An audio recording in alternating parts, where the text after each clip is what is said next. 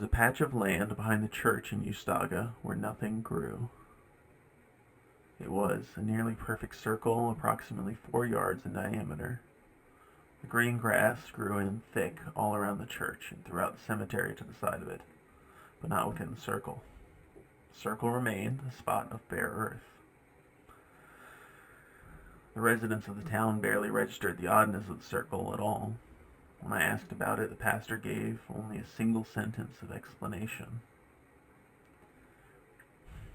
That spot's been empty for as long as I can recall. It's just how it is. That was all he had to say on the matter.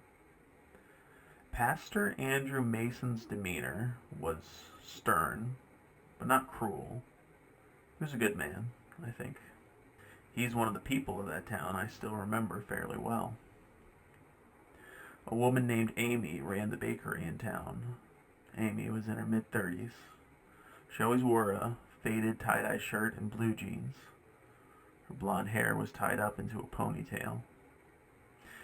Behind her practiced smile, I could see a weariness in her eyes. The bakery is where I worked during my time in town. The house to the right of my grandfather's was vacant. The house to the left was occupied by a man by the name of John Davis and his teenage son, Zach. John was a widower. His wife had died a few years before I arrived in town. His eyes were filled with a faded melancholy, a dull but persistent sadness.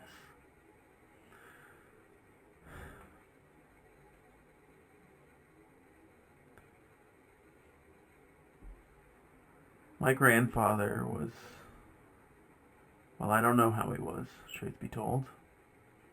I rarely saw him growing up, so my mother refused to return to the town, even just to visit.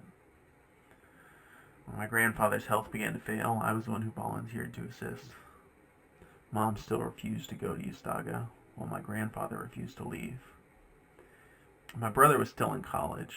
I had graduated already. We were strangers when I moved in.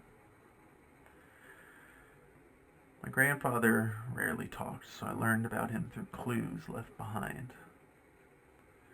While I never heard him say anything outright hateful, there was a blatantly racist minstrel bottle opener hanging on a wall in his kitchen. He was old, and his mind was dulled enough that confronting him about it would have been pointless. Paintings of old cars and horses hung on his walls. A single-stringed guitar collected dust in the corner. A rusted dog bowl sat on top of a pile of junk in the hall closet. I asked him what the dog's name had been, but he never told me.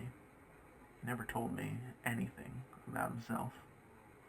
I eventually accepted that we would remain strangers.